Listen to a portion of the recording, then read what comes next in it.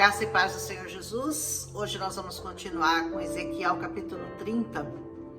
Ontem nós vimos que o Senhor tinha uma intenção, tinha um propósito na destruição do Egito.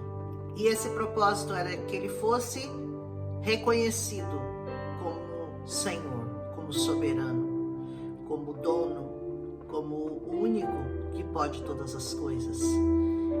Muitas vezes, quando Deus permite coisas em nossa vida, como nós falamos no capítulo anterior, é porque Ele quer que você reconheça como soberano na sua vida, como Senhor da sua vida, como aquele que manda em você. Nós temos que nos dobrar, nos prostrar, saber que Ele é o Senhor das nossas vidas e que se não for Ele, um outro que você não vai gostar será. Alguém vai tomar conta da sua vida, porque no reino espiritual existe um reino de luz, de paz, de amor, que é o reino do Senhor, e existe um mundo de trevas, escuridão, dor, pranto, ranger de dentes e um fogo que nunca apaga. E esse lugar você não vai querer estar. E ele é regido por alguém que você não vai querer estar nas mãos. Mas se você não estiver nas mãos do Senhor, saiba que não há outro que vai tomar conta da sua vida, senão o outro. Entendeu? E nesse capítulo, ele diz para que Ezequiel profetizasse contra aquela nação e dissesse: clamem e digam, ai, aquele dia. Sabe aquele dia? O dia da desgraça, o dia da tristeza, o dia da dor, o dia da decepção, o dia que o seu mundo ruiu. É desse dia que o Senhor está falando nesse caso. Ele diz: porque o dia do Senhor está próximo. Será um dia de nuvens, uma época de condenação para as nações. Podemos dizer que esse capítulo é apocalíptico. Podemos dizer que o Senhor está falando do final das coisas e que eu creio, sinceramente, estar muito próximo. Esse dia final está se aproximando das nossas vidas, do nosso mundo. Eu creio que o Senhor Jesus está voltando e nós temos que estar atentos para que nós não sejamos apanhados de surpresa. Ele diz: a espada virá contra o Egito. A angústia virá sobre a Etiópia. Quando os mortos caírem no Egito, a sua riqueza lhe será tirada e os seus alicerces serão despedaçados. Todo aquele alicerce que você construiu nessa terra não mais existirá. Tudo aquilo que você se apoia, tudo aquilo que você confia, tudo aquilo que você espera, que você tem esperança em coisas dessa terra, ruirão, porque um dia tudo vai acabar. Amém? A Etiópia, Efute, Lule, toda a Arábia, a Líbia, o povo da terra da aliança cairão pela espada, junto com o Egito. Até o povo da aliança, ele está falando. O povo da aliança, vocês sabem, né? Que era Israel. Assim diz o Senhor: os aliados do Egito cairão e a sua orgulhosa força fracassará. O Egito se orgulhava muito da sua força, porque eles realmente eram poderosos. Até hoje, muitas pessoas vão até o Egito para visitar aquelas famosas esfinges, aquelas famosas coisas que tem lá no Egito, né? As coisas do faraó, as pirâmides do Egito, todas numa época de muita glória, que o Senhor disse que nunca mais retornaria e que nunca mais retornou ao Egito. Ele diz assim: serão arrastados no meio das terras devastadas, suas cidades jazerão no meio de uma cidade em ruínas, e todos saberão que eu sou o Senhor. Naquele dia, de mim partirão mensageiros em navios para assustar o povo da Etiópia, que se sentem seguros, porque eles estavam seguros por causa do poder do Egito. Eles se apoiavam no poder do Egito. E como eu falei, tudo que você se apoia, que naquilo que não é o poder de Deus na sua vida, certamente vai ruir.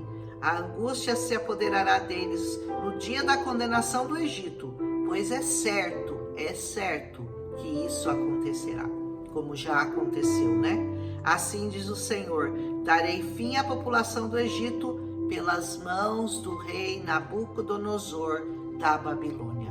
O rei Nabucodonosor, para Deus, nada mais era do que um instrumento que Deus usou para condenar a arrogância daquela nação.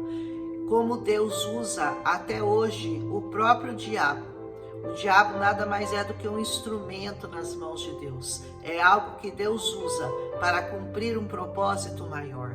Muitas vezes você fala: por que Deus permitiu que o diabo destruísse a minha vida, fizesse isso comigo? Saiba que é porque Deus tem um propósito maior. É porque Ele tem um objetivo, Ele tem uma meta. E a meta do Senhor, o objetivo maior, o propósito maior do Senhor é salvar a sua alma.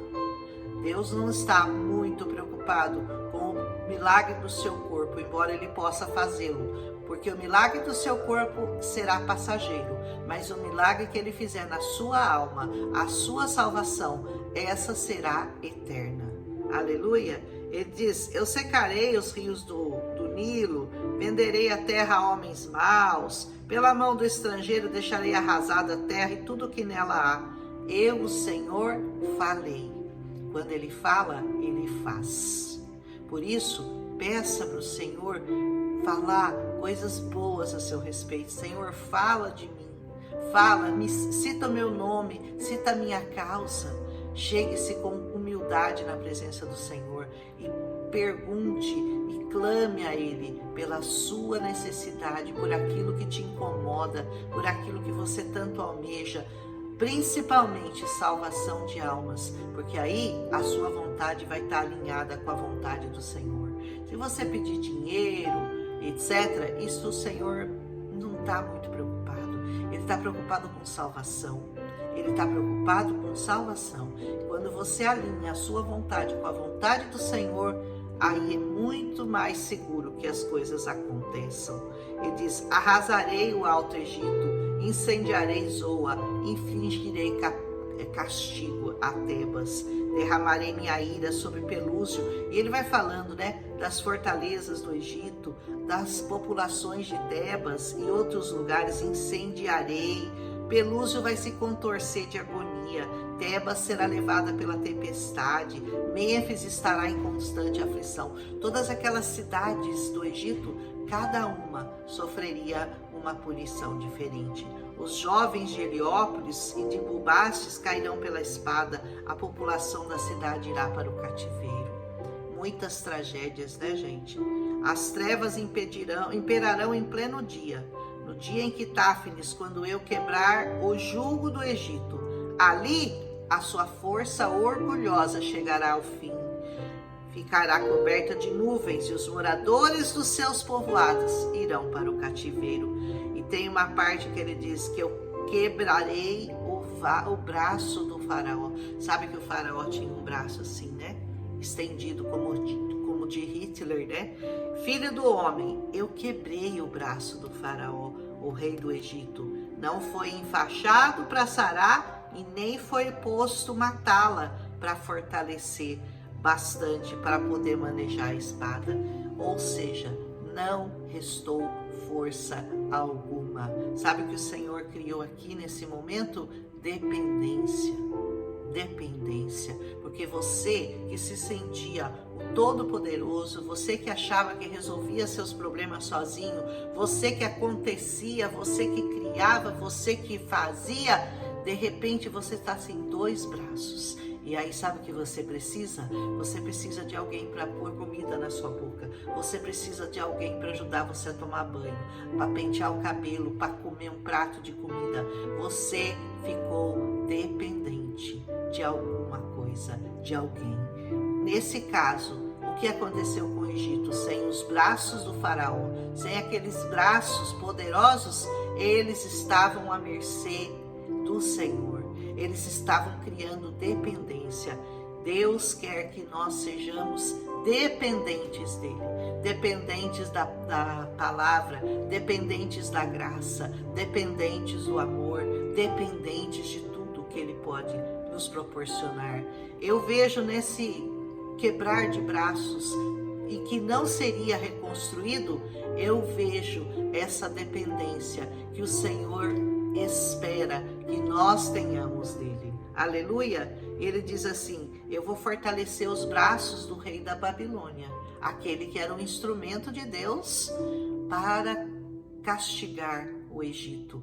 Ele que está usando o rei da Babilônia como instrumento, ele disse: ele eu vou fortalecer e vou pôr a minha espada na mão dele, mas o braço do faraó eu vou quebrar, e esse vai gemer diante de mim como um homem totalmente ferido. Fortalecerei os braços do rei da Babilônia, mas os do faraó penderão sem firmeza.